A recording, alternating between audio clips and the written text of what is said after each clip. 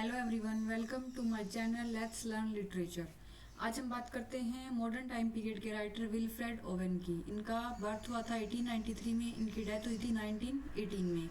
Oven was an English poet whose work was characterised by his anger at the cruelty and waste of war.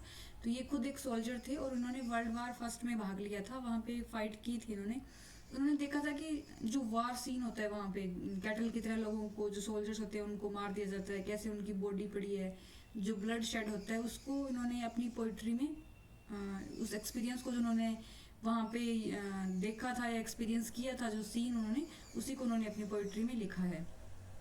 Which experience during service on the western front.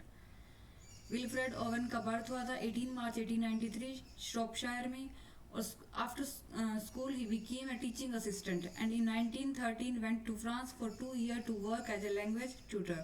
He began writing poetry at a teenage. तो 2 साल तक 1913 से ये 1915 तक tutor रहे थे, language tutor. और 1915 में ये वापस इंग्लैंड आ गए थे, वहाँ पे एनलिस्ट हो गए थे आर्मी के लिए and was commissioned into the Manchester Regiment. After spending the remainder of the time of the year training in England, तो 2 साल तक इन्होंने ट्रेनिंग की। 1915 में ये आर्मी में एनलिस्ट हुए थे, फिर उनको ट्रेनिंग मिली और 1917 जनवरी 1917 में ये युद्ध के लिए गए थे, वेस्टर्न फ्रंट के लिए। After experiencing heavy fighting, he was diagnosed with shell shock. He was evacuated to England and arrived at Craiglockhart War Hospital near Edinburgh in जब शेल शॉक डायग्नोज हुआ था तो फिर इनको हॉस्पिटल में एडमिट कर दिया गया था। उसी हॉस्पिटल में ये जो उस टाइम फेमस पोएट थे सिगफ्रेड ससून, उससे मिले थे। उनकी अच्छी खासी एज अ पोएट रेपुटेशन थी उस टाइम। तो जो ओवन थे इन्होंने अपने व्यूज बताए उनको। जो पोइट्री तो ये पहले से ही लिखते थे, मतलब टीनेज में इन्होंने पोइट्री लिखना शुरू कर दिया था। जब अपनी पोएम्स को इन्होंने ससून को दिखाया तो वो भी काफ़ी इम्प्रेस हुए और इनको एनकरेज किया लिखने के लिए, और उनको इंट्रोड्यूस किया रॉबर्ट ग्रेव से, जो उस टाइम लिटरेरी फिगर थे, रॉबर्ट ग्रेव से। Reading Sassoon's poems and discussing his work with Sassoon revolutionized Owen's style and his conception of poetry. He returned to France in August 1918 and in October was awarded the Military Cross for bravery. तो अक्टूबर 1918 में इनको award दिया गया था military cross for bravery.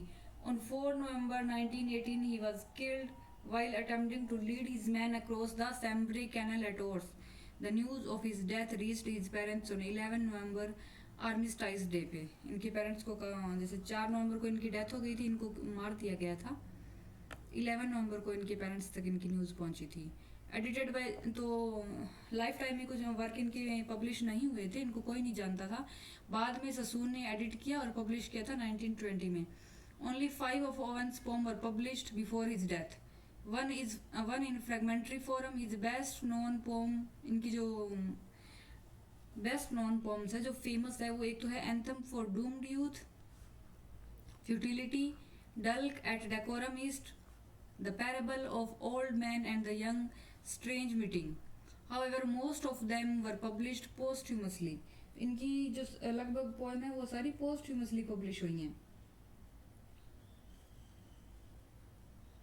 The pome of जैसे poems collection में आ गई जो ससून ने पब्लिश करवाया था, the pome of Wilfred Owen जो 1931 में आया था, the collected poems of Wilfred Owen जो 1963 में आया था। इसलिए बाद में कई बार पब्लिश हुए हैं इनकी पोम्स। इनकी जो 2 इंपॉर्टेंट है, एक तो है एंथम फॉर डूम्ड यूथ और एक है डल्क एट डेकोरम ईस्ट। ये बहुत इंपॉर्टेंट पोम्स मानी जाती हैं, काफ़ी फेमस है इनकी ये। तो इनको हम थोड़ा सा डिटेल में करते हैं कि इनमें क्या है।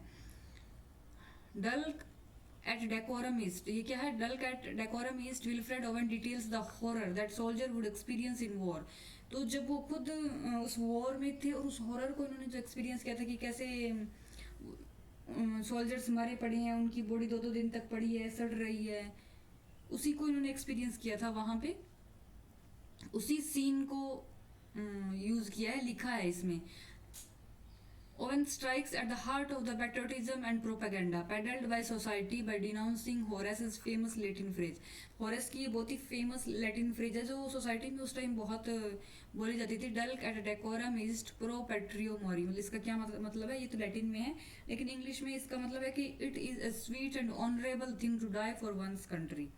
इनको ये मतलब पहले तो ये भी सोचते थे कि कंट्री के लिए मरना एक तरह से बहुत ही स्वीट और ऑनरेबल होता है, लेकिन जहाँ पे सीन वो उन्होंने वहाँ पे देखा कि जो भी ह्यूमन बींग है उनकी तो कोई वैल्यू ही नहीं है, तो काफ़ी धक्का सा लगा इनको और बहुत एंगर था वॉर को लेकर इनके मन में। Wilfred oven anthem for doomed youth, ये इनका एक और वर्क है। Anthem for doomed youth explore the futility of the ceremonies.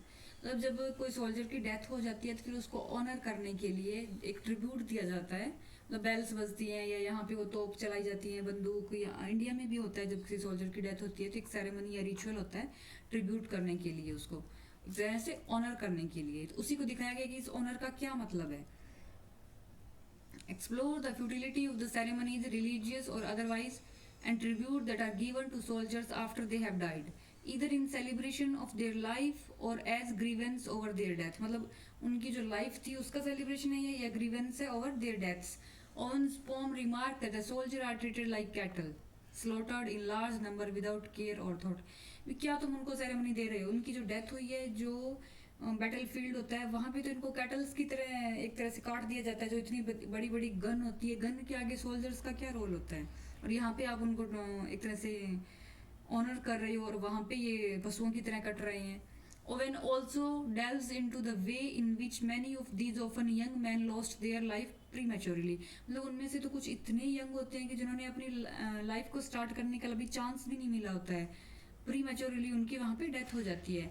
This is ironic in retrospect as Owen himself died in the war at the age of just 25। तो 25 की as में इनकी खुद की भी डेथ हो गई थी। जो एंथम फॉर डूम्ड यूथ है उसकी ये काफी फेमस लाइन है, only the what passing bells for these who die as cattle. मतलब उनके लिए क्या पासिंग बेल्स जो die as a cattle. Only the monster anger of the guns, only the stuttering rifles rapid rattle can patter out their hasty orisons। ये उसकी famous line है। वार poet है और इन्होंने वार के जो भी हॉरिफाइंग सीन है उनको डिस्क्राइब किया है। इतना ही है इनके बारे में इम्पोर्टेंट, और कुछ करने की जरूरत नहीं है। Thank you for watching. अगर आपको वीडियो अच्छा लगे तो please like and subscribe the channel.